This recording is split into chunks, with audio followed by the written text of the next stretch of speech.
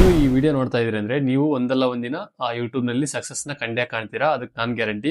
ನೀವೇನಾದ್ರೂ ಇವ್ರೇನೋ ಬಂದಿದ್ದಾರೆ, ಕೆಲವೊಂದು ಸೆಟ್ಟಿಂಗ್ಸ್ ನ ಹೇಳ್ತಾರೆ, ಪ್ಲಸ್ ನಾವು ಯೂಟ್ಯೂಬ್ ನಲ್ಲಿ ಬೇಗ ಬೇಗ ಸಬ್ಸ್ಕ್ರೈಬರ್ಸ್ ನ ಪಡ್ಕೋಬಹುದು ಅನ್ಕೊಂಡಿದ್ರೆ ಅದು ಕಂಪ್ಲೀಟ್ಲಿ ರಾಂಗ್.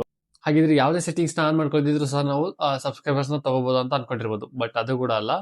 ಸೆಟ್ಟಿಂಗ್ಸ್ ನ ಆನ್ ಮಾಡ್ಕೋಬೇಕು. ಹೆಂಗಪ್ಪ ಅಂದ್ರೆ, ನೀವು ಯಾವ್ದಾದ್ರು ಒಂದು ಚಾನಲ್ ಕ್ರಿಯೇಟ್ ಮಾಡ್ಕೊಂಡಿರ್ತೀರಾ, ಕ್ರಿಯೇಟ್ ಮಾಡ್ಕೊಂಡ್ಬಿಟ್ಟು ನಿಮ್ಮ ಕಂಟೆಂಟ್ ಏನಿರುತ್ತೆ ಅದರ ರಿಲೇಟೆಡ್ ಆಗಿ ನೀವು ಸೆಟ್ಟಿಂಗ್ಸ್ ನ ಮಾಡ್ಕೋಬೇಕು.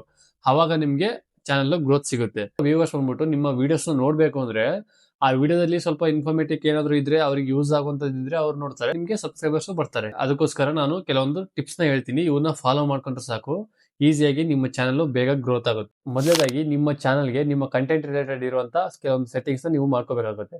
ನೆಕ್ಸ್ಟ್ ಏನಪ್ಪ ಅಂದ್ರೆ, ಒಂದು ಕಂಟೆಂಟ್ ಪ್ರಿಪರೇಷನ್ ನಡೆಸಬೇಕು. ಅಂದ್ರೆ ನೀವು ಈಗ 45 ಡೇಸ್ ಆಗಿರ್ಬೋದು, ಇಲ್ಲ 30 ಡೇಸ್ ಆಗಿರ್ಬೋದು, ಇಲ್ಲ 60 ಡೇಸ್ ಆಗಿರ್ಬೋದು, ಈ ರೀತಿ ನೀವು ಒಂದು ಟಾರ್ಗೆಟ್ ನ ಇಟ್ಕೋಬೇಕಾಗುತ್ತೆ.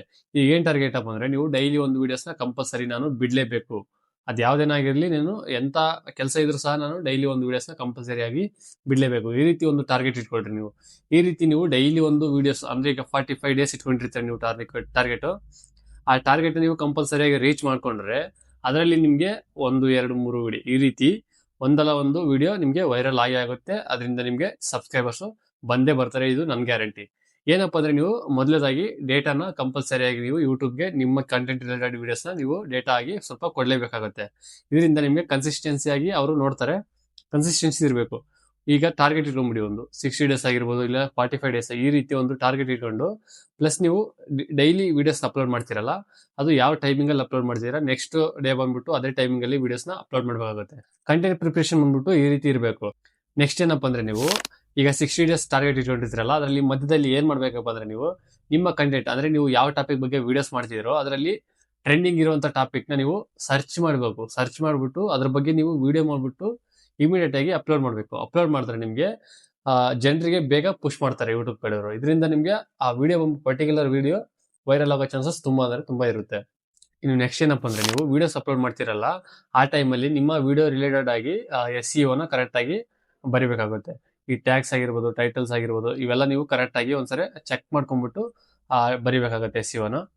ನೋಡಿದ್ರಲ್ಲ, ನಾನು ಹೇಳಿರುವಂತ ಪಾಯಿಂಟ್ ಅಲ್ಲಿ ಮೊದಲನೇದಾಗಿ ಚಾನಲ್ ಸೆಟ್ಟಿಂಗ್ಸ್, ಪ್ಲಸ್ ನಿಮ್ಗೆ ಡೈಲಿ ಕನ್ಸಿಸ್ಟೆನ್ಸಿ, ಡೈಲಿ ಒಂದು ವಿಡಿಯೋ ಅಪ್ಲೋಡ್ ಮಾಡಲೇಬೇಕು ಕಂಪಲ್ಸರಿ ಆಗಿ ಟಾರ್ಗೆಟ್ ಇಟ್ಕೊಂಡ್ಬಿಟ್ಟು.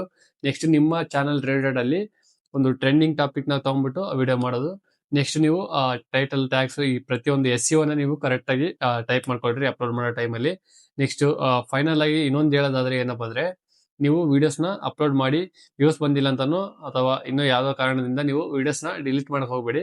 ಅಪ್ಲೋಡ್ ಮಾಡೋ ಟೈಮಲ್ಲಿ ಕರೆಕ್ಟ್ ಆಗಿ ನೋಡ್ಕೊಂಡ್ಬಿಟ್ಟು ಅಪ್ಲೋಡ್ ಮಾಡಿ. ಪ್ಲಸ್ ವ್ಯೂಸ್ ಬರ್ಲಿ ಬಿಡ್ಲಿ, ಹಂಗೆ ಬಿಟ್ಬಿಡಿ. ಮುಂದೆ ನಿಮ್ಗೆ ರಿಸಲ್ಟ್ ಸಿಕ್ಕೇ ಸಿಗುತ್ತೆ. ಇಲ್ಲಿ ಏನಪ್ಪಾ ಅಂದ್ರೆ, ನೀವು ಡೈಲಿ ಕನ್ಸಿಸ್ಟೆನ್ಸಿನ ಮೇಂಟೈನ್ ಮಾಡ್ಕೊಳ್ರಿ. ನಿಮಗೆ ಒಂದು ವಿಡಿಯೋ ವೈರಲ್ ಆಗೋ ತನಕ ಅಷ್ಟೇ. ಒಂದು ವಿಡಿಯೋ ವೈರಲ್ ಆದ್ರೆ ಸಾಕು, ನಿಮ್ಮ ಪ್ರತಿಯೊಂದು ನೀವು ಅಪ್ಲೋಡ್ ಮಾಡಿರುವಂತ ಓಲ್ಡ್ ವಿಡಿಯೋ ಸಹ ವೈರಲ್ ಆಗ್ಬಿಡುತ್ತೆ. ನೋಡಿದ್ರಲ್ಲ, ಈ ವಿಡಿಯೋ ಬಂದ್ಬಿಟ್ಟು ನಿಮ್ಗೆ ಯೂಸ್ ಆಗುತ್ತೆ ಅಂತ ಅನ್ಕೊಂಡಿದೀನಿ. ವಿಡಿಯೋಗೆ ಲೈಕ್ ಮಾಡ್ಕೊಡ್ರಿ. ಏನಾದ್ರೂ ಡೌಟ್ ಇದ್ರೆ ಕೆಳಗಡೆ ಕಾಮೆಂಟ್ ಅಲ್ಲಿ ತಿಳಿಸಿ, ನಾನು ನಿಮ್ಗೆ ರಿಪ್ಲೈ ಕೊಡ್ತೀನಿ ಕಾಮೆಂಟ್ ಅಲ್ಲಿ. ಇದೇ ರೀತಿ ಒಳ್ಳೆ ಕಂಟೆಂಟ್ಗೋಸ್ಕರ ನಮ್ಮ ಚಾನಲ್ ಸಬ್ಸ್ಕ್ರೈಬ್ ಮಾಡಿ. ಆಗಿದ್ರೆ ನೆಕ್ಸ್ಟ್ ವಿಡಿಯೋ ಸಿಗೋಣ ಎಲ್ರಿಗೂ.